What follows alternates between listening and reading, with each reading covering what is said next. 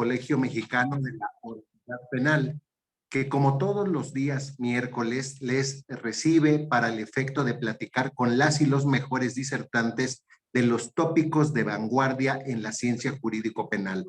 Esta noche tenemos a un invitado de lujo, a un gran amigo que ya está aquí, el maestro, el doctor Rodolfo Islas, quien nos estará platicando del tópico de la responsabilidad penal de la persona moral. Bienvenido, Rodolfo. Maestro Víctor, por favor, preséntenos a nuestro distinguido invitado esta noche. Con mucho gusto, doctor Eduardo. Solicito a los participantes que cierren sus micrófonos, por favor, para no distraer a nuestro disertante de esta noche. El doctor Rodolfo Islas Valdés es licenciado en Derecho por la Facultad de Derecho de la Universidad Nacional Autónoma de México. Es especialista en materia penal por la propia facultad, por la Unidad de Estudios de Posgrado, maestro en Derecho Procesal Penal por el INDEPAC, profesor de la materia de Derecho Procesal en la Universidad Anáhuac del Sur. Asimismo, es miembro de la Comisión de Derecho Penal de la Barra Mexicana de Abogados, consejero de la Fundación Barra Mexicana de Abogados. Recibió el Premio Nacional Pro Bono en el año 2017 y repitió el Premio Nacional Pro Bono en el año 2020. Es miembro también del Ilustre y Nacional Colegio de Abogados. Ha sido panelista en diversos foros y es socio de la firma Islas, Moya, Salinas y Madero, Sociedad Civil, la cual es especialista en materia penal. Buenas noches, doctor Islas, sea bienvenido. Muy buenas noches, muchísimas gracias en verdad por la presentación. Muy contento por la invitación del Colegio Mexicano de la Oralidad Penal, de mis queridos amigos y admirados, maestro Víctor, mi querido doctor, Lalo. Ya nos habíamos visto en persona, ahora ya tocó vernos por acá en Zoom, ¿no? Muchísimas gracias, en verdad muy contento por la invitación, y además de contento por la invitación, por ustedes, por el significado, por lo que ustedes son, pues muy contento porque es un tema muy interesante. Me parece que es un tema además de actualidad y de relevancia actual y por todo lo que estamos viviendo. Entonces, muy contento, la verdad. Agradecido infinitamente con ustedes por la invitación. Y si me autoriza, pues nos arrancamos, ¿no? Por los tiempos. Vi con mucho gusto que además muy puntuales, ¿no? Ahora sí, como ingleses muy puntuales estamos comenzando, y eso se agradece y se aplaude. Bueno, pues hoy nos toca platicar de la responsabilidad penal de personas morales. Algunos tópicos vamos a tratar de abordar lo más que podamos, porque es un tema muy amplio, muy grande, que tenemos poco tiempo, entonces voy a acotarlo lo más que se pueda en la información para poder englobar lo interesante o lo más interesante que vamos a llegar hacia el final. Y lo vamos a dividir en dos momentos dentro de esta charla. La primera parte la vamos a platicar sobre temas de antecedentes. ¿Por qué se da la responsabilidad penal de personas morales? Este es un tema que para efecto México es un tema muy reciente, tan reciente que existen pocos procedimientos hoy en contra de personas morales en donde se les haya no llegado a sentencia, pocos procedimientos en donde se haya vinculado a proceso penal a una persona moral, muy pocos. Esto data la reforma para efectos nuestros de 2014, ya llegaremos allá. Pero para esto es muy importante entender el porqué de llegar hacia la responsabilidad penal de personas morales. Y vamos a remitirnos hacia Código Penal francés 1994, ¿no? En donde es la primera legislación en donde ya se contempla la responsabilidad de una persona moral. Previo a esto, hay que entender que la responsabilidad penal, el origen para llegar a este Código Penal francés de 1994, nos tenemos que remitir hacia mediados de 1950, 1960, cuando comienza el auge de la delincuencia organizada o del crimen organizado. Se empieza a ver cómo esta forma de delinquir, esta forma de captar gente, de captar grupos y que estos grupos capten recursos económicos, que es particularmente lo que va afectando es que se toma ese interés y hacia dónde teníamos que llegar. Obviamente, anteriormente a ello, pues las persecuciones eran persecuciones personales, ¿no? A una persona física. Quién hacía, qué hacía, cómo lo hacía y cómo se le investigaba y en su momento se le castigaba. Se va viendo con el avance de los tiempos, insisto, 1950, 1960, en donde las personas físicas encuentran una oportunidad a través de asociaciones, a través de agrupaciones, de generar mayores recursos. Y esta generación de recursos para efectos internos, para efecto de este grupo, para efecto de esta agrupación, pues ¿qué provoca por su naturaleza? Ahorita vamos a hablar qué tipo de delitos, qué tipo de conductas son estas iniciales. Comienzan a generar riqueza para acá, pero obviamente perjuicio económico hacia el Estado, hacia las naciones. Ahí es cuando comienza a haber el golpeteo, que el Estado, los estados ven, los países ven, y comienzan a investigar y a ver qué está pasando. Bueno, esto es el origen. La delincuencia organizada es la que va a llevar a darse cuenta que a través de empresas, a través de personas morales, a través de personas jurídicas, de entes jurídicos, es que estas agrupaciones comienzan a capturar recursos. ¿Cómo? Creando, simulando una asociación, y a través de esta asociación lograr particularmente delitos como ¿qué? Narcotráfico.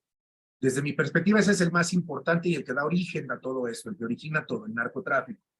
Crímenes económicos, falsificación de moneda, este tipo de agrupaciones es en donde se van centrando. Desde luego tiene que ver también con trata de personas. Temas de esta naturaleza es los que van capturando dineros y es los que van generando que estas agrupaciones capturen dinero, provoquen pérdidas hacia el Estado y esto genere que entonces el Estado ponga atención y a través de esta puesta de atención en estos grupos, ahora sí vamos a investigar no solo a la persona, sino cómo lo está haciendo. Esta tipo de economía, en su momento, ¿no? Hacia estas fechas 1990 ya, comenzaron a entender una división. ¿Una división en qué sentido? Una división en cuanto a una responsabilidad colectiva y una responsabilidad individual. Aquí es donde ya vamos a encontrar la importancia de estudiar a la persona moral para efecto de la responsabilidad penal. En esta división de responsabilidades, persona física y persona moral, el estudio, el análisis y las investigaciones llevaron ya a poder distinguir qué se le va a imponer y por qué se le va a imponer a la persona física derivado de cierta investigación, tal castigo, tal pena, ¿no? Esta persona física participó, hizo tal. ¿Pero a través de quién? De una persona moral. Aquí es cuando a esta persona moral también se le tiene que castigar de alguna forma.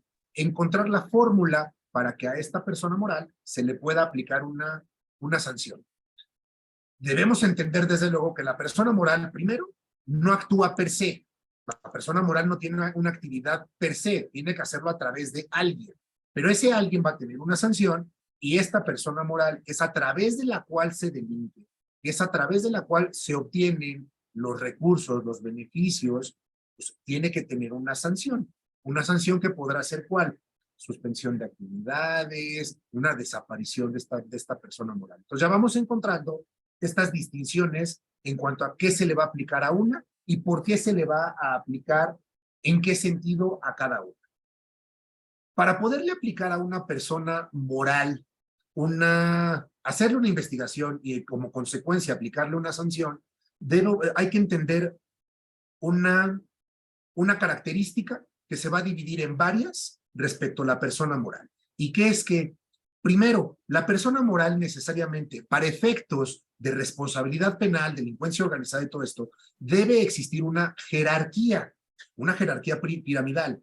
La delincuencia organizada, como su nombre lo indica, o sea, hay una organización jerárquica, de poderes, de actividades. Aquí tenemos a la cabeza, aquí tenemos al que dirige a la institución, al que dirige a la asociación, acá tenemos al que ejecuta tal cosa, acá tenemos al que ejecuta esta otra. Bajo este esquema, pues tenemos que entender a cada quien que se le va a atribuir y de qué forma se le va a atribuir. Adicional a esta jerarquía institucional, esta división funcional, también hay una condicionante que es una capacidad de acceso tecnológico. La delincuencia organizada, las personas morales bajo este contexto, tienen accesos a tecnología importantes. Tienen accesos a características derivadas de la tecnología que van a dar oportunidad de delinquir, ¿no?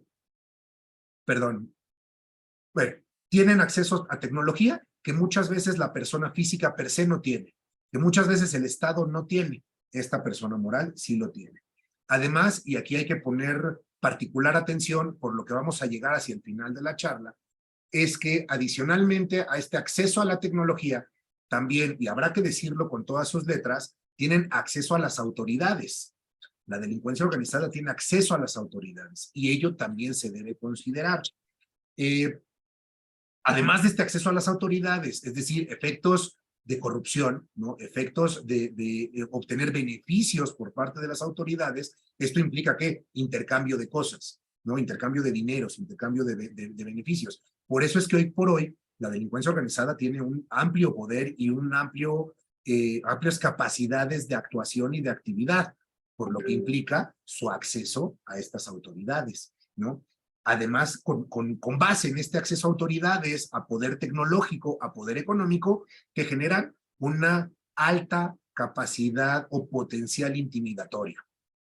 Esto, digamos, es el englobe sencillo de lo que significa la actividad de la delincuencia organizada y como consecuencia de ello, llegar ahora a la responsabilidad penal de la persona moral. Ustedes me dirán, oye, sí que bueno que nos estés hablando de la delincuencia organizada, pero pues eso, ¿qué tiene que ver con la responsabilidad penal de la persona moral? El origen. Y si nos vamos a la lectura de las iniciativas, de las exposiciones de motivos, tanto en la legislación local, Ciudad de México, que es la que a mí por mi naturaleza, por mi campo de actividades, la que más me toca, y en materia federal, si nos vamos a las iniciativas y a las exposiciones de motivos, vamos a encontrar que este origen de la responsabilidad penal de la persona moral deriva de la delincuencia organizada.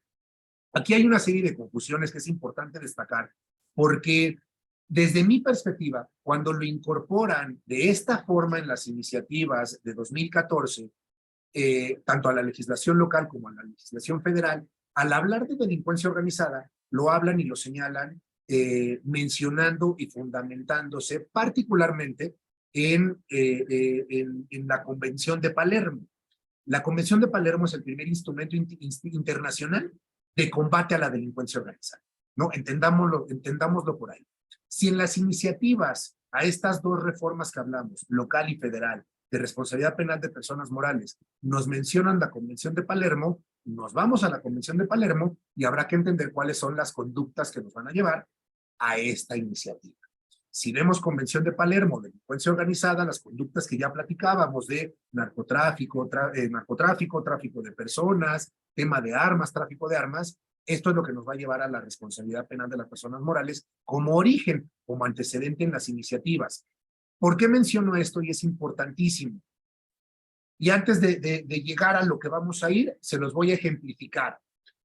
Recién se dio esta reforma, 2014, nosotros en la oficina tuvimos la oportunidad de atender un asunto en donde fue uno de los primeros asuntos en donde se pretendía relacionar e investigar a una persona moral. A una persona moral, además, ya con base en el nuevo sistema acusatorio, desde luego. Ahí que veíamos y lo que discutíamos, porque fue la primera persona moral que se vinculó a proceso, en esta vinculación a proceso, cuando atendíamos, señalábamos, oye, espera, es que los orígenes de la responsabilidad penal de la persona moral son delincuencia organizada. Entonces, si tú estás atribuyendo a nuestra representada esta posibilidad de responsabilidad penal de la persona moral, pues entonces acredítame que se trata de delincuencia organizada, cuando no tenía nada que ver con delincuencia organizada. En su momento los juzgadores nos dijeron que no era por ahí, que era simplemente como la base, pero no era. En fin, una serie de razonamientos con los que nosotros no compartíamos y no compartimos al día de hoy. Pero no obstante no compartiéramos este origen, hoy por hoy ya se aplica. Ya se aplica artículo 11 bis del Código Penal Federal, artículo 27 del Código Local para la Ciudad de México, y al que vamos a llegar particularmente, que me parece que es el de más relevancia, es el 421 del Código Nacional de Procedimientos Penales. Ahorita vamos a llegar a ese, que es el que nos va a llevar a responsabilidad penal de persona moral, y nos vamos a derivar, y estoy tratando de ser rápido por los tiempos y para dar oportunidad hacia el final, preguntas y respuestas. Vamos a hablar también en una tercera etapa de la charla del compliance. Hay compliance genérico, compliance general y un compliance penal, que es fundamental para la responsabilidad penal de la persona moral en tratándose del análisis del artículo 421 del Código Nacional de Procedimientos Penales. Pero bueno, el 11 bis del Código Penal Federal y el 27 del Código Local para la Ciudad de México nos dan o nos establecen las características, las condiciones en las cuales se puede llevar a cabo una responsabilidad penal de persona moral. No me voy a incorporar tanto en este, porque el 421 me parece que es el más importante, pero sí será importante que más adelante, si tiene oportunidad, lean 11 bis y 27 del Código Local, porque existen hasta contradicciones entre estos dos artículos sustantivos con el código adjetivo, ¿no? Con el artículo 421, pero que es el que se aplica. En la práctica real, en la práctica del día a día, el que se aplica para la imposición o para la investigación y posterior sanción, aplicación de una sanción, el que se utiliza es el 421 del Código Nacional de Procedimientos Penales. Y vamos a entrarle ya de lleno a ese. Ya encontramos el antecedente. Yo no comparto, obviamente, como lo estoy comentando, deriva de delincuencia organizada, pero no obstante que yo no lo comparto, ese es su origen, y ya tenemos el artículo 421 del Código Nacional de Procedimientos Penales. Y para este me voy a permitir darle lectura, y lo vamos a ir desbaratando poco a poco conforme lo vayamos atendiendo. Fíjense. Artículo 421. Ejercicio de la acción penal y responsabilidad penal autónoma. Las personas jurídicas serán penalmente responsables, es decir, aquí ya nos están atribuyendo ya directo cuando una persona moral va a ser responsable penalmente. Es decir, ese es el ingreso directo del 421 del Código Nacional. Siguiente, de los delitos cometidos a su nombre. Aquí vienen varias características por las cuales se tiene que dar esta comisión de delitos. 1. A su nombre, por su cuenta, en su beneficio o a través de los medios que ellas proporcionen. Este último es al que más le vamos a dedicar, porque me parece que es el más interesante y espacio relevante para efecto de las investigaciones en las personas morales, porque desde mi óptica, como defensor y en muchas ocasiones como asesor jurídico, en donde acusamos a una persona moral, es a través de este último, que es a través de los medios que ellas proporcionen. ¿Por qué? El primero, ¿cuál es? Cometidos a su nombre. Pues, difícilmente una persona moral va a permitir que se cometa algo a su nombre, salvo que para ello haya sido creada. Esto también es importante destacarlo, porque la delincuencia organizada, como lo sabemos, es una organización cuyo objetivo es delinquir, cuya naturaleza o cuyo origen es delinquir. Si estamos hablando acá de una responsabilidad penal de persona moral, no necesariamente la persona moral se originó para delinquir. Un despacho de contadores, un despacho de abogadas o abogados, una empresa, cualquier tipo de giro que se refiera, no se creó para delinquir. Entonces ya no podríamos entrar en esta característica necesaria de la delincuencia organizada. Entonces, difícilmente el delito se va a poder cometer a su nombre, porque su origen, su creación, su naturaleza no es delictiva. Entonces, me parece que es más complejo lograrlo integrar por la simple condición de que tendría que ser a su nombre, ¿no? Es decir, Patito S.A. Está realizando tal cosa. Lo está haciendo a través de a su nombre. Difícilmente eso va a suceder. Por su cuenta, bueno, lo mismo. Patito S.A. está realizando esto. O sea, como que son conceptos que no se van a dar tan fácilmente. Pero cuando llegamos a través de los medios que ellas proporcionen, aquí sí hay que poner mucha atención. Estas empresas que platicamos son empresas creadas para realizar una actividad lícita. Pero en esa actividad lícita puede ser que alguien del interior comience a realizar actividades ilícitas a través de los mecanismos que la institución le proporcione.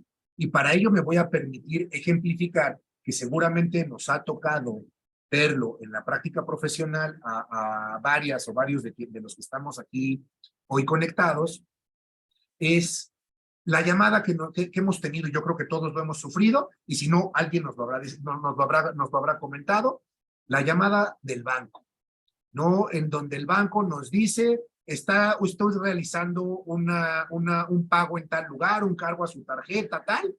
Híjole, no. Ah, entonces usted no está llevando a cabo este pago. No, me permite transferirlo al área de prevención de fraudes.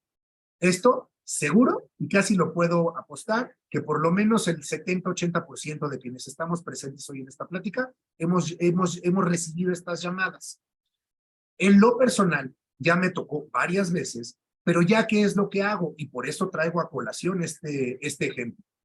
Revisas tu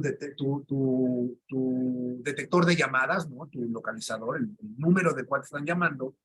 Yo ya lo he verificado y efectivamente aparece el del número telefónico del banco con el cual yo tengo una cuenta financiera. ¿Qué significa? Que sí están utilizando, cuando menos hasta este momento, una herramienta como lo es el conmutador del banco. Ya tenemos una actividad realizada con los instrumentos o las herramientas que la persona moral otorgó. El banco ahí tiene un número telefónico del cual sí está saliendo una llamada. Seguimos avanzando con esta llamada y con este ejemplo. ¿Tiene usted una cuenta bancaria con nosotros? Sí. ¿Cómo saben que tengo una cuenta bancaria con ese banco? Es porque hay información de adentro que se está prestando. ¿Se está prestando para alguien de adentro o se está prestando para alguien de afuera? Cualquiera de las dos es una conducta irregular. Pero ya tenemos dos condiciones aquí en donde hay instrumentos o herramientas del banco, en este caso el que sea, para que haya una llamada telefónica del conmutador a una persona que efectivamente tiene una cuenta bancaria con esa institución financiera. Ya tenemos dos. Además, traen más información, que puede ser, están haciendo un cargo de su tarjeta de débito o están haciendo un cargo de su tarjeta de crédito. Yo puedo tener en un banco cualquiera de las dos o las dos, pero si yo tengo una sola de las dos y esta persona me dice de su tarjeta de crédito, que sí es la que yo tengo, o de su tarjeta de crédito, que sí es la que yo tengo, más información están obteniendo de la institución financiera.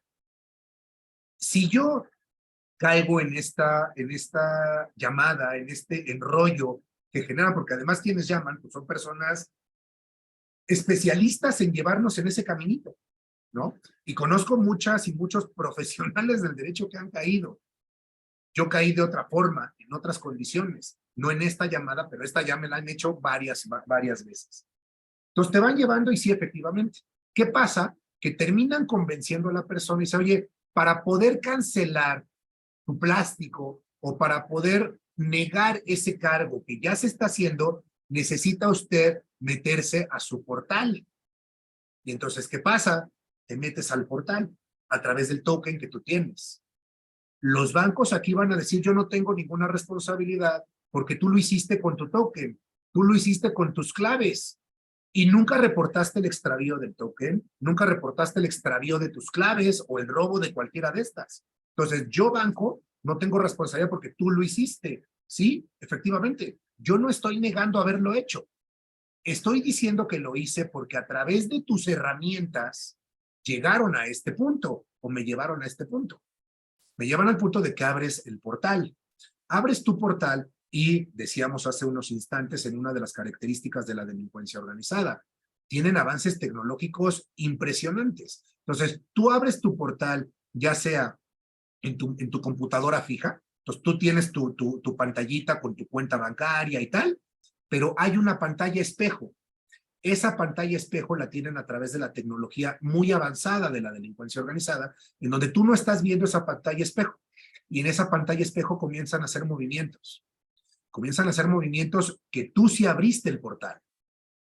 Entonces, lo complicado para esta gente, o lo que a lo mejor todavía no han logrado, es abrir el portal. Pero una vez que el portal está abierto, ya está abierto en esa pantalla espejo. Entonces, a través de esa pantalla espejo ya comienzan a generar movimientos. Esa es una que ya vimos y ya tenemos denuncias presentadas en ese sentido. Hay otra que te van llevando a ti misma o mismo en el caminito de, oye, ahora mete tu cuenta para que hagas esto. Y meten los números. Ya metiste tu número. Oye, pero estoy metiendo el número de acceso a mi cuenta. Sí, es que tienes que hacerlo. Ya accesaste a la cuenta. Oye, ahora necesitas esto. Y comienzas a hacer movimientos y esos movimientos ya los provocaste tú. Entonces, ya hay dos condiciones o características aquí diferentes de estas operaciones a través de las cuentas, a través de las instituciones bancarias. Una, que tú mismo lo hagas, o dos, que en la pantalla espejo estas personas comiencen a realizar movimientos. Y estos movimientos ya pueden ser varios. Pagos, cargos, transferencias, o la que ya nos tocó varias. Si se han dado cuenta, muchas veces cuando abres tu portal, te abre una pantallita que dice tienes un crédito preaprobado. Tú le dices que no o lo tachas. El crédito preaprobado ya no te van a pedir información, ya está preaprobado. En esta pantalla espejo lo autorizan, más bien lo aceptan, y está autorizado. Se acepta, cae el cargo, tú a lo mejor dices yo ya terminé, te desconectas, pero ellos ya tienen la pantalla abierta. Aceptan el cargo, aceptan el crédito, el préstamo, y empiezan a distribuir dineros. Entonces, aquí hay muchas actividades, muchas fórmulas para que los bancos lo hagan. ¿A qué quiero llegar con esto? Son instrumentos con los cuales, o de los cuales se está valiendo el personaje o los personajes desde el interior o con alguien dentro de la institución para poder tener acceso, uno, a información, dos, a los clientes, y tres, a la información de estos clientes que los pueda llevar a generar este tipo de movimientos o de pagos bancarios. Aquí ya tenemos un ejemplo claro en donde sí se puede dar y sí se da, desde mi perspectiva, de manera más fácil de probar este último supuesto de con los medios que ellas proporcionen. Pues, con esto hay que tener muchísimo cuidado, porque sí hay muchos medios que las instituciones, que las empresas proporcionan. Aquí hablé de un ejemplo de bancos, que veía algunas caras de quienes tienen su pantalla abierta y veía cara como de aceptación. Esto está sucediendo. La delincuencia va muy avanzada y está pasando. Continuemos. Y aquí nos va a llevar a otra parte interesantísima también. Cuando se haya determinado que además existió inobservancia del debido control en su organización. Esta inobservancia del debido control en su organización, ¿qué es? Compliance penal, manuales de cumplimiento penal particularmente. Aquí, ¿qué es lo que debemos tener para evitar o para acreditar?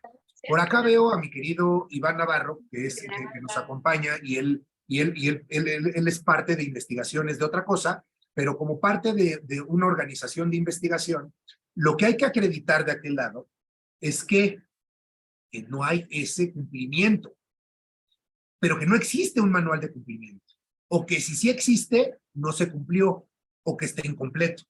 Esto es lo que tendrá que acreditar la autoridad.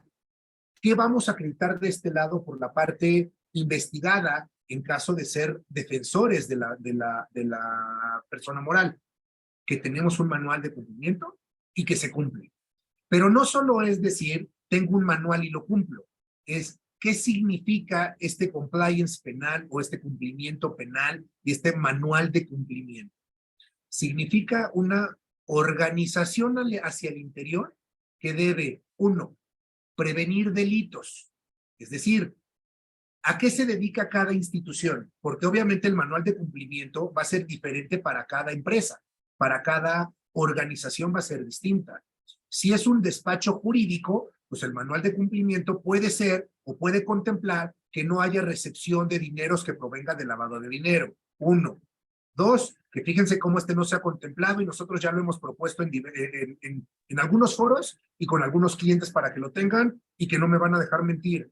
Temas de acosos. El tema de acoso se da todo el tiempo y el acoso hacia el interior puede provocar una responsabilidad penal de la persona moral. puede provocar una responsabilidad de la organización cuando no prevenga y cuando no genere las condiciones necesarias para evitar este tipo de acosos, tanto de acoso laboral como de acoso sexual hacia el interior. Y esto no se ha vislumbrado y hay que atenderlo. Hoy estamos avanzando poco a poco, pero se está avanzando con temas de perspectiva de género, con temas de género, que debemos llevarlos ya ahora también a los manuales de cumplimiento. ¿Por qué? Porque puede haber delitos no solo de naturaleza patrimonial, no solo delitos en donde a través de la empresa se provoque un fraude, a través de la empresa haya un abuso de confianza, temas patrimoniales, sino que a través de la empresa o hacia el interior de la empresa puede haber delitos sexuales. Entonces hay que poner particular atención en estas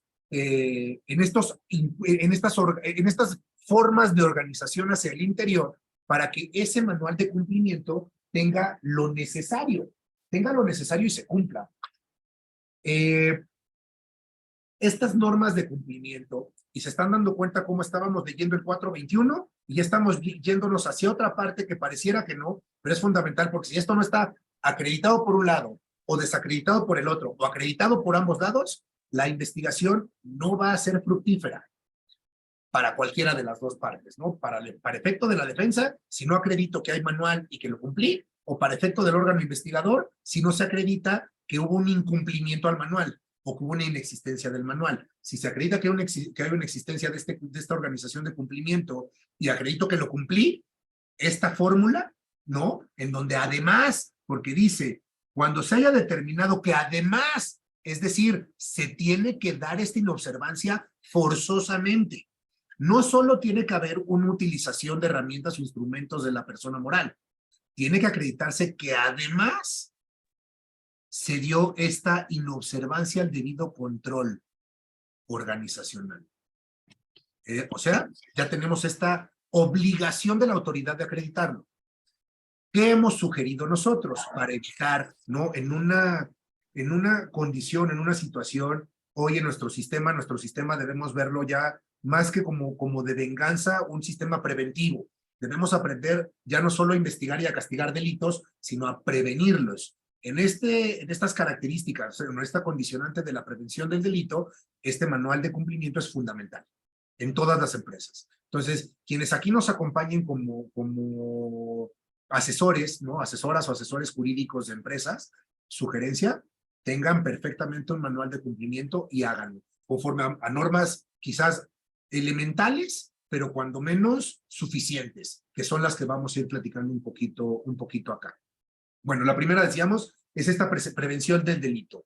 ¿Cómo vamos a prevenir? Y esto es parte del manual de cumplimiento. ¿Cómo vamos a prevenir que hacia el interior de la organización, hacia el interior de la empresa, no se realicen delitos? Primero, capacitando, realizando capacitaciones internas.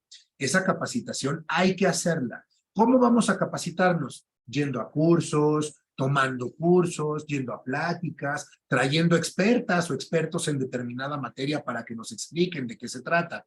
Esa capacitación es fundamental, fundamental. A través de conferencias también, acudiendo, haciendo, por ejemplo, vamos a llevarlo al campo nuestro, ¿no? Al campo de un despacho jurídico. Pues vamos a hacer que todos vayamos a realizar especializaciones, ¿no? Vámonos a la especialidad en materia procesal penal. Vamos a especializarnos en proceso penal. Vamos a especializarnos en derecho penal, no teoría del delito. Vamos también a posgrados, una maestría, 2 maestrías, doctorados. Hasta hace algunos años, podríamos haber dicho, el posgrado ya nada más es una cuestión académica, es una cuestión de investigación que no es fundamental. Hoy, con esto que estamos platicando, sí es importante. No necesariamente que contemos con una especialización como tal, como un grado académico, pero sí con nuestro diploma, con nuestro reconocimiento, con nuestra constancia de haber acudido a cursos. Eso es importante para esta capacitación a través también de conferencias. Y además de capacitación, conferencias, hay que hacer campañas de capacitación. Yo he visto con mucho agrado que ya hay empresas que, por ejemplo, hacen capacitación de algo, de algún punto, al año o cada 2 años. Están generando estas campañas si no constantes en cuanto a muchas, quizás al año, sí, con una constancia de hacerlo una vez al año o una vez cada 2 años. O sea, estas campañas son importantes, hay que tenerlas. Además de bueno, estas son las formas de prevención del delito. Debemos tener políticas internas. Estas políticas internas son normas, una normatividad, protocolos de actuación. ¿Cómo se va a actuar si pasa puntos suspensivos? ¿Qué vamos a hacer si esto sucede? Puntos suspensivos. Si lo llevamos, ahora voy a cambiar el ejemplo, a una escuela, que además hoy vemos que en las escuelas, en redes sociales, vemos todos los días que algo pasa en las escuelas. Ya sea que hubo una golpiza, se está saliendo de control, no se está saliendo, hay bullying y como consecuencia de la existencia de bullying se sale de control, un campo escolar. ¿Qué protocolos vamos a tener? Si una escuela no tiene protocolos de actuación para casos de bullying, ya no estamos cumpliendo con este manual. En las escuelas ya vemos también de repente que hay tema de drogas, que hay venta de drogas. ¿Qué va a hacer la escuela si encuentra que su alumnado o dentro de su alumnado se está vendiendo, distribuyendo drogas? Hay que tener un protocolo. ¿Cómo se va a actuar? Hay que cumplir con ello. Sugerencia para quienes tengan aquí clientes que tengan que ver con cuestiones escolares, sugieran los protocolos. Y hay tantos protocolos como posibilidades de delitos se puedan dar hacia el interior. Ahorita ya dijimos tema de drogas, tema de bullying, pero también hay acoso. Acoso entre la gente que trabaja en la escuela y acoso hacia el interior, entre el alumnado o del profesorado hacia el alumnado. Pues hay que tener protocolos también de actuación en ese sentido. Esos protocolos deben venir acompañados también o de la mano íntima y ligados íntimamente con una autorregulación. ¿Cómo? ¿Qué voy a hacer? ¿Y cómo lo voy a hacer?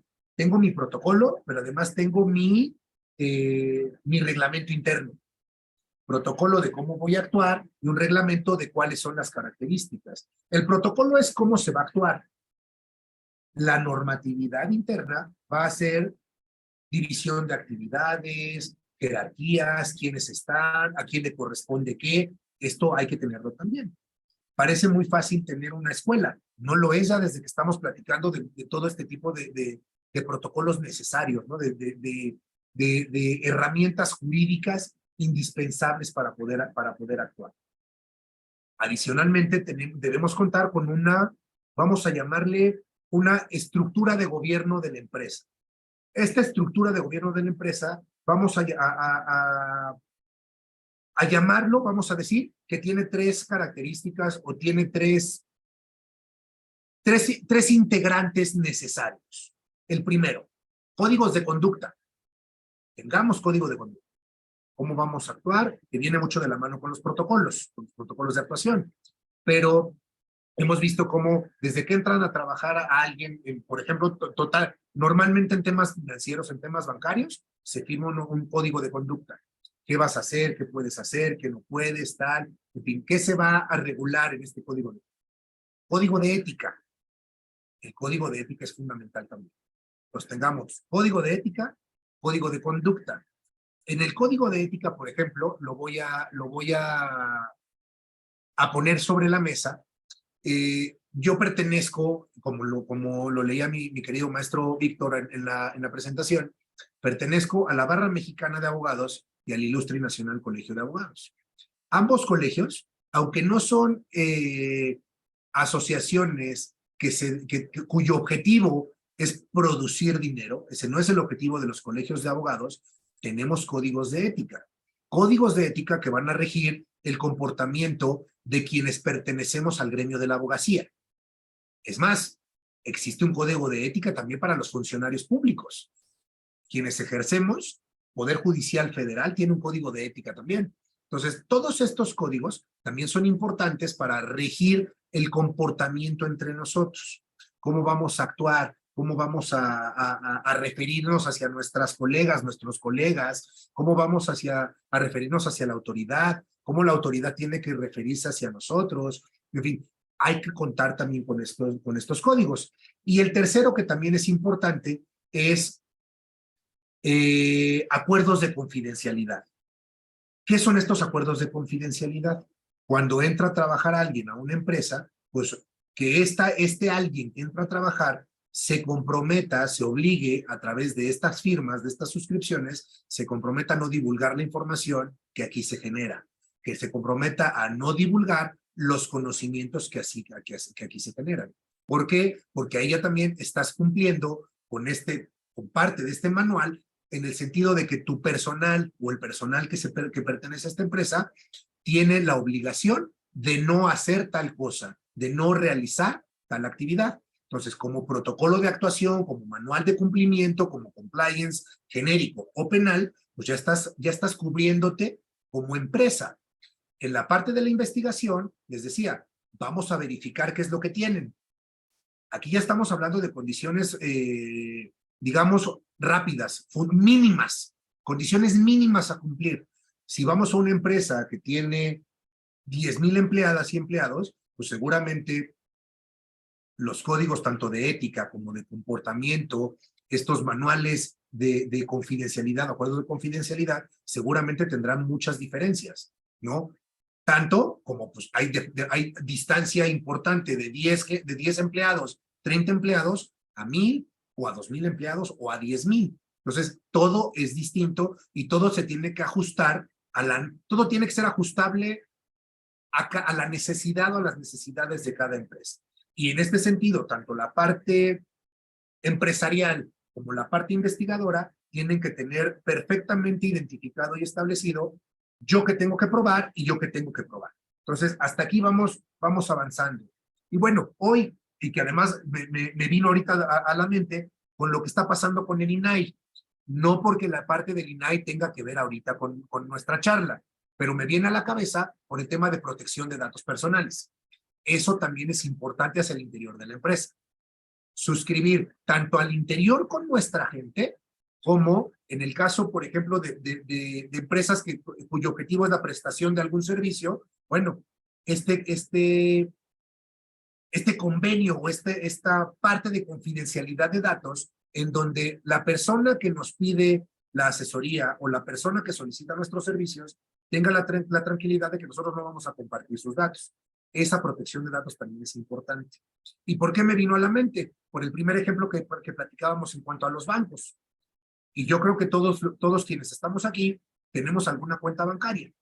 Hoy, para efecto de evitar el lavado de dinero, debemos tener cuenta bancaria para poder bancarizar nuestros recursos, nuestros dineros, nuestros ingresos. Hay que bancarizarlos y hay que reportarlos.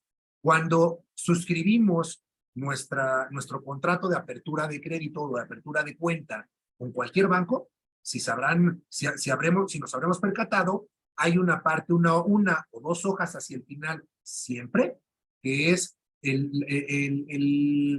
tiene que ver con la protección de datos. Esa protección de datos también hay que tenerla.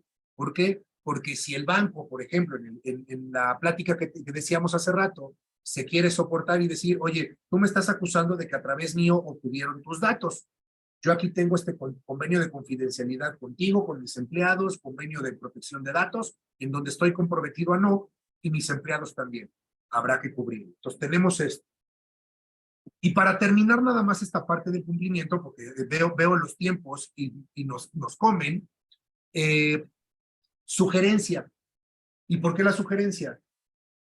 En el 70-80% de las empresas que tienen este manual de cumplimiento, que cumplen con este manual, deben contar con un oficial de cumplimiento o con un órgano de cumplimiento. Un órgano que sea un conjunto de personas que verifiquen que se cumplan las normas y que se cumplan los comportamientos hacia el interior, o una persona que es el oficial de cumplimiento que verifique esto. Pero ¿qué sucede? El 70% yo creo de las personas morales que lo tienen a su oficial de cumplimiento o a su órgano de cumplimiento que es parte de la misma empresa. ¿Qué sucede aquí? La empresa dice, mira, yo como si tengo a mi oficial de cumplimiento. Sí, pero ¿qué sucede? Depende de ti. Tú le pagas. Entonces, tu oficial de cumplimiento al que tú le pagas, tú le ordenas. Y si tu empresa le dices que haga o que no haga o que se haga de la vista gorda, a él le pagas, ¿no? Él va a hacer lo que la empresa pida. No porque necesariamente así vaya a ser, pero sí se puede malentender.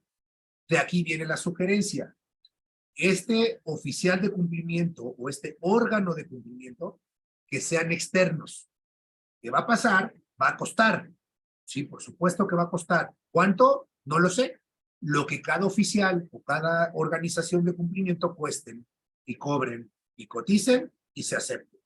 Pero aquí ya se está cumpliendo de mejor forma porque un tercero, un ajeno a mi actividad como persona moral, está llevando a cabo la vigilancia de mis actividades hacia el interior. Y sí le pago un honorario, pero no depende de mí. Porque así como le pago yo un honorario, se lo paga 2, 3, 4, 5 o muchísimas más personas que le cumplen ahí un honorario. Entonces ya no depende de mí. Sí le tengo que pagar porque es su chamba, pero sugerencia, es mejor cubrir este honorario, mucho, poco, lo que sea, pero cumplir con esta fórmula para ir reduciendo la oportunidad de que se nos diga que hubo una inobservancia de nuestro debido control organizacional. Entonces, ojo, sugerencia, voy a tratar de irme ya un poco más rápido para dar oportunidad a preguntas y respuestas. Bueno, este primer párrafo termina diciendo lo anterior con independencia de la responsabilidad penal en que puedan incurrir sus representantes o administradores de hecho o de derecho. Me voy hacia el inicio de nuestra plática. Cuando se va entendiendo y atendiendo el tema de la delincuencia organizada y después responsabilidad penal de la persona moral. Hay dos tipos de responsabilidades que decíamos, el de la persona moral y el de la persona física. Esta última parte de este primer párrafo del 421 nos dice, es independiente la sanción que se le aplique a la persona moral con base en todo esto que ya platicamos, a la sanción que se le vaya a aplicar a la persona física, ya atendiendo a la teoría de la autoría y participación. Autoría y participación que se encuentra regulada de forma similar, pero en diferentes artículos en la legislación federal y en la legislación local de la Ciudad de México, que es a la que yo me refiero. 13, Código Penal para la Ciudad de México, 22 para el Código Penal Federal. Ya atendiendo estas dos circunstancias divididas en la primera parte del 421 y la segunda parte de este mismo párrafo primero del 421, ya entendemos hacia dónde debemos guiarnos, hacia dónde debemos irnos para defender la no responsabilidad penal de nuestra persona moral o para tener una investigación lo mejor posible o lo más perfecta posible en qué es lo que tenemos que acreditar y qué tenemos que vigilar y qué tenemos que hacer para poder llevar a una investigación formal y en su caso una vinculación a proceso y una sentencia condenatoria a una persona moral. Entonces, con ello, digo, creo que lo logramos condensar rápidamente. No sé, mi querido maestro Víctor, si estemos de acuerdo en dejar unos minutos, preguntas y respuestas, si algo quisieran que abundáramos sobre lo que se ha platicado, ¿no? Soy todo suyo. Así es, maestro. Menciona códigos de conducta y códigos de ética. ¿Cuál sería la diferencia entre estos? Muy buena pregunta. En el código de conducta vamos a regular qué es lo que cómo debe conducirse una persona respecto de otra. Y el código de ética lo que va a regular más bien van a ser valores y principios, ¿no? Estos valores y principios son encaminados a ello, ¿no? A vigilar que no haya una discriminación, por ejemplo, respecto de determinada persona. Esto en el código de ética. En el código de conducta es cómo lo voy a tratar. Lo voy a tratar bajo esta expectativa. Entonces, de hecho, en algunas ocasiones el código de conducta y el código de ética pueden venir juntos, ¿eh? Pero teniendo en mente que pueden venir juntos, regulando todo esto o trayendo por separado ambas características, pero sí tenerlos, ¿no? Uno va hacia principios, valores y el otro a las formas de comportamiento hacia el interior. Muchas gracias. ¿Alguna pregunta de las personas que nos acompañan?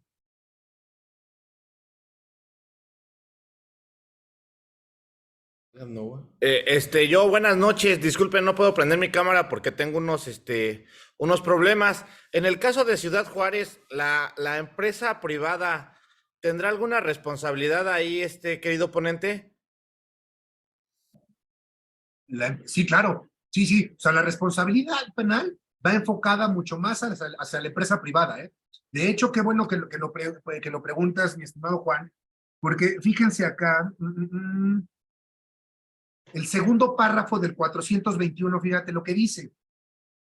El Ministerio Público podrá ejercer la acción penal en contra de las personas jurídicas, con excepción de las instituciones estatales, independientemente de la acción penal que pudiera ejercer contra las personas físicas involucradas en el delito cometido.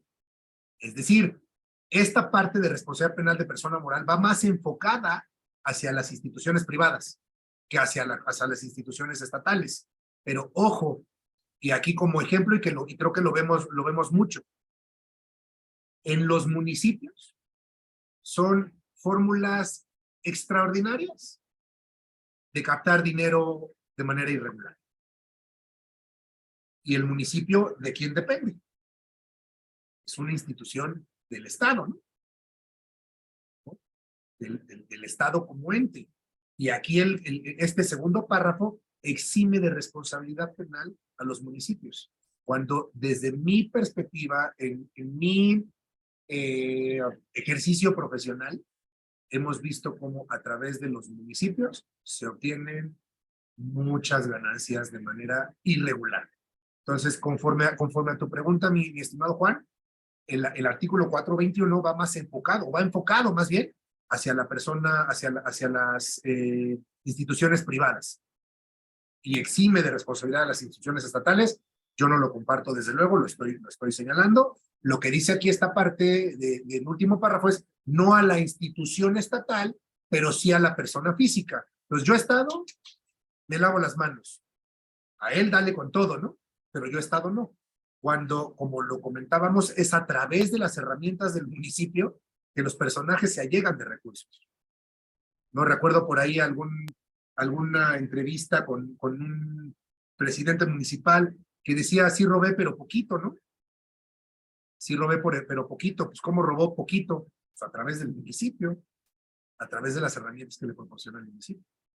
Entonces, no sé si con ello damos respuesta a tu pregunta. Muy interesante, Sí. y pues ahí está. Sí, muchísimas gracias. Excelente noche. Gracias, gracias.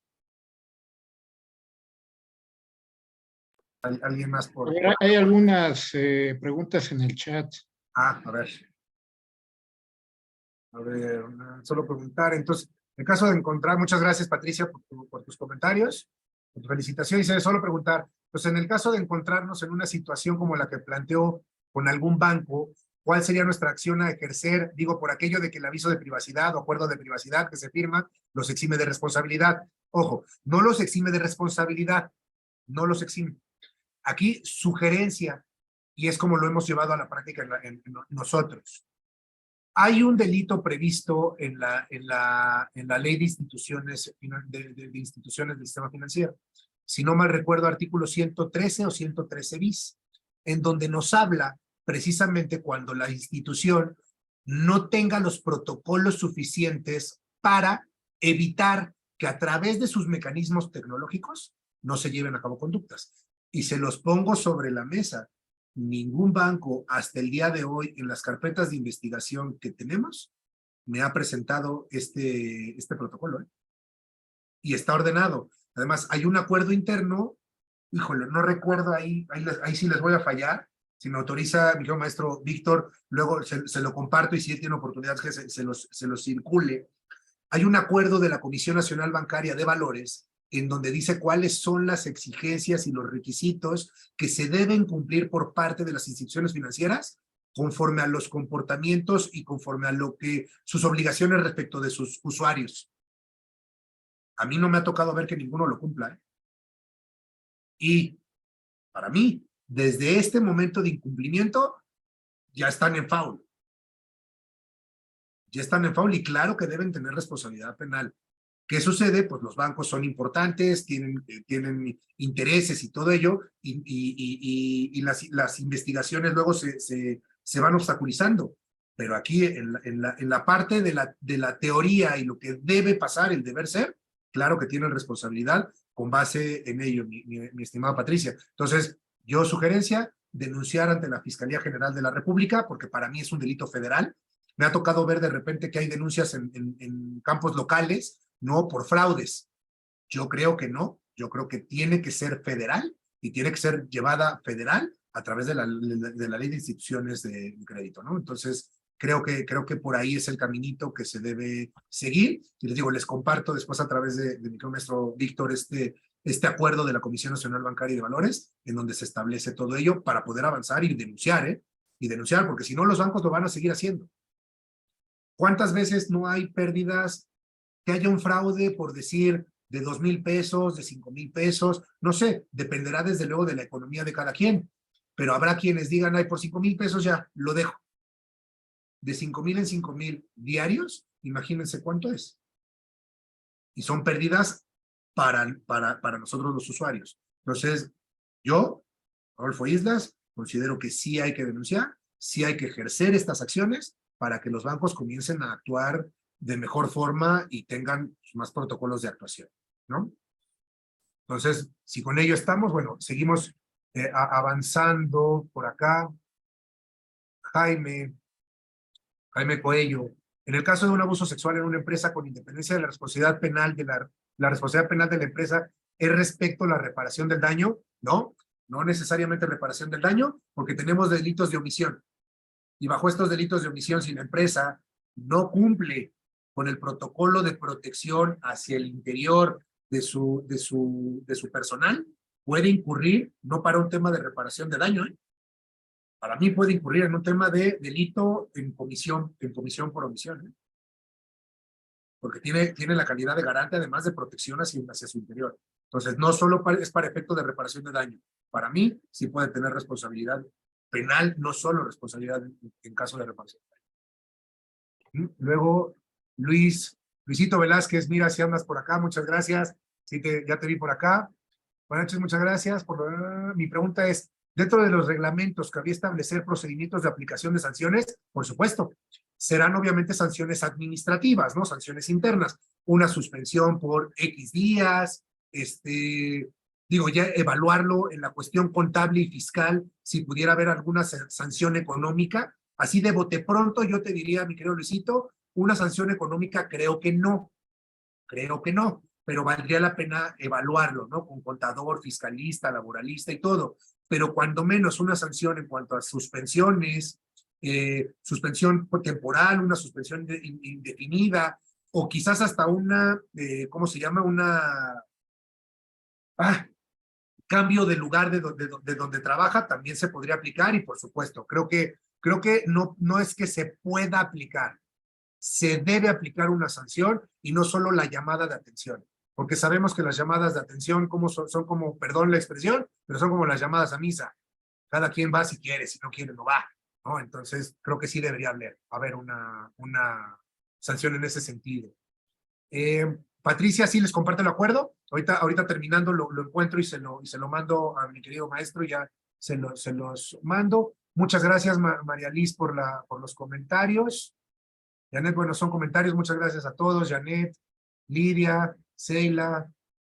Bueno, Lidia también, sugiero las sanciones del Código Ética, incorporarlas al Reglamento Interior de Trabajo. Bueno, mi querida Lidia, ya te vi por acá. Bueno, Lidia es coordinadora, bueno, actualmente creo que otra vez eres coordinadora de la Comisión de Ética, si no mal entiendo, y si no fue coordinadora de la Comisión de Ética de la Barra Mexicana de Abogados.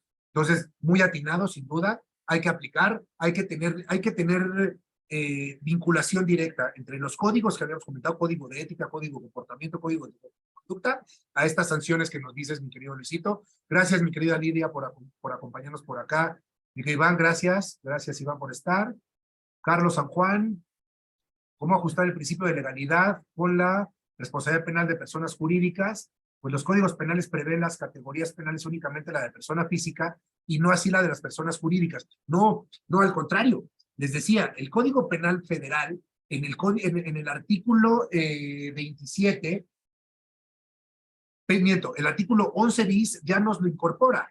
Y el 27 del Código Penal local para Ciudad de México, seguramente en los estados, y ahí me quedaré un poco guango porque desconozco la totalidad de los códigos, de las legislaciones estatales, pero seguramente las hay. Entonces, sí hay ya artículo expreso en los códigos penales, ¿no? Para poder atribuir esta responsabilidad. Entonces, no solo es para la persona física, sino ya para la persona moral, ¿no? Ambas. Por eso esta distinción entre los dos tipos de responsabilidades, ¿no? O de investigaciones y en su caso sanciones. La colectiva y la individual. La colectiva para la persona física, la individual para la persona moral. Digo, para la persona física. La persona física se va a castigar, lo comentaba hace unos instantes, a través de la teoría de la autoría y participación, ¿no? ¿Cuál fue la fórmula o el supuesto en el cual recae como autor, como coautor o como partícipe, ¿no? ¿Cuál de estos para aplicarle una sanción específica a esta persona física y no solo a la persona moral? Vale, muchas gracias por estar, gracias por tus comentarios. Mireya y Filo Santos por acá. Los autofinanciamientos que no cumplen no cumplen sus contratos de entrega de una motocicleta y manejan distintas modalidades para hacerlo y contar con la... Aquí no entiendo la pregunta. Filo, si pudieras usar el micrófono, porque no entiendo la pregunta, discúlpame. Estás por acá, Filo.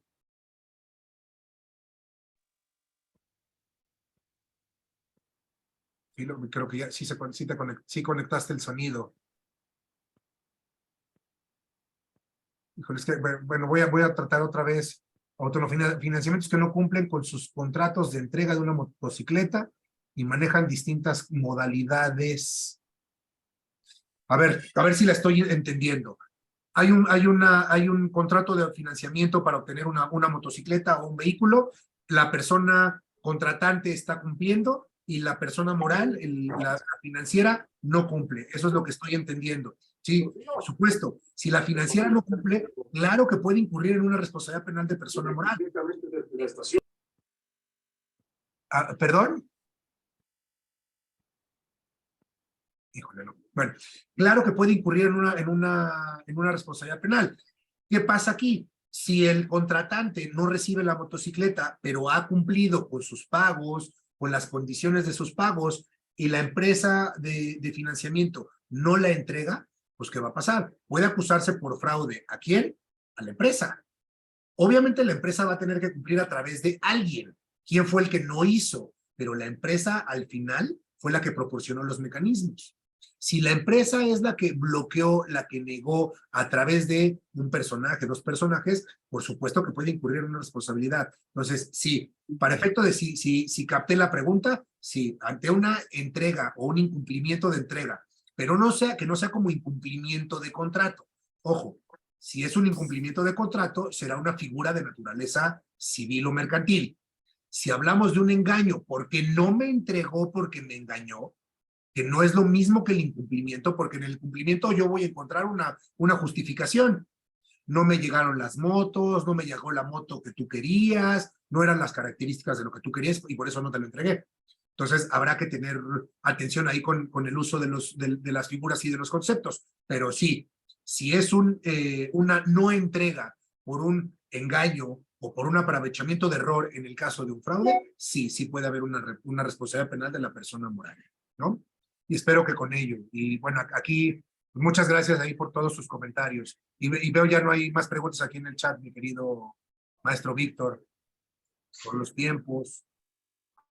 Creo que si hay una de Carlos San Juanes. A ver, no la vi. Es cómo ajustar la cómo ajustar sí la comentamos. De legalidad con la RPPJ, pues los códigos penales prevén las categorías penales únicamente de la persona física y no así las propias de la persona jurídica. Sí, era la respuesta que dábamos hace unos instantes en cuanto a que sí está contemplado en los dos códigos que yo hablé, que fue Código Penal Federal, está contemplado en el artículo 27, perdón, en el 11 bis. y en el código local para la Ciudad de México está contemplado en el 27. O sea, sí está incorporado. Bueno, pues ya serían entonces todas las preguntas. Muchas gracias, doctor. No, al contrario. Por su excelente disertación, muy clara, muy ilustrativa. Muchísimas gracias. Mira, yo feliz. El tiempo, digo, es un tema que además da para mucho. Hubo que acortarlo, espero haberlo logrado. Ah, mira, mi querida Cintia Moreno, veo por aquí, manita. ¿Cómo estás? Saludos, muy bien, saludos. Y acá en Tamaulipas yo me quedé con la pregunta rapidito. Si no tenemos la legislación conforme el 11 bis del Código Penal Federal, eso quiere decir que no podemos en Tamaulipas, al menos en el foro común, imputar a alguna persona moral, ¿verdad? No, sí se podría, con base en el 421 del Código Nacional. O sea, no afecta que no tengamos en nuestro Código Penal local la legislación como en el Código Penal Federal o en de la Ciudad de México. Excelente pregunta, porque debería no, pero sí, por cómo está redactado el 421, claro que se puede aplicar, porque el 421 no hace distinción en cuanto a esa pregunta. El federal y el del Distrito Federal sí lo hacen suyo, pero si el de Tamaulipas no, desde mi perspectiva, lo excluye. Para mí sí se puede aplicar el 421. Ahora, si tú estás defendiendo, si tú eres defensora, yo diría, utiliza ese argumento, que no está. Pero yo en la parte, digamos, práctica teórica, te diría, con el 421 sí podría ser suficiente para que atribuyeran responsabilidad a una persona moral. Con independencia de la justicia. Sí, ejemplo, el acoso sexual, por ejemplo, en las maquiladoras, que se está dando mucho últimamente.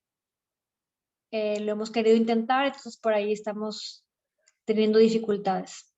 Ah, o sea, sí se los están diciendo que como no tienen incorporado... Sí, o sea, no hemos llegado hasta el punto de concretarlo, pero sí, como de manera general en fiscalía dice, no, pues no se puede. No ha habido el caso en el que tengamos ya que hacerlo, ¿vale? Pero en pláticas extraoficiales, sí, nos dicen que no.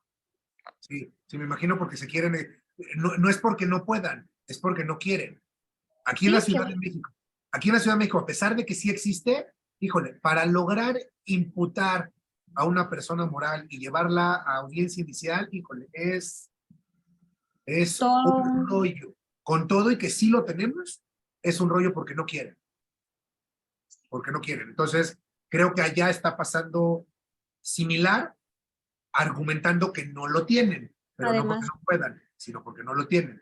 Aquí teniéndolo dicen que no pueden, imagínate. Allá que no lo tienen, pues con mayor razón. Muchas gracias, maestro, gracias. No, hombre, al contrario. Bueno, pues muchísimas gracias, doctor Rodolfo Islas. Fue un placer contar con su presencia esta noche en temas selectos de Derecho Penal. Ojalá y esta sea la primera de muchas ocasiones en que nos acompañe. Ojalá, yo feliz, mi querido maestro. Nos vemos el próximo miércoles en otra emisión más de temas selectos de Derecho Penal. Gracias a todos. Gracias a todas, un abrazo. Saludos.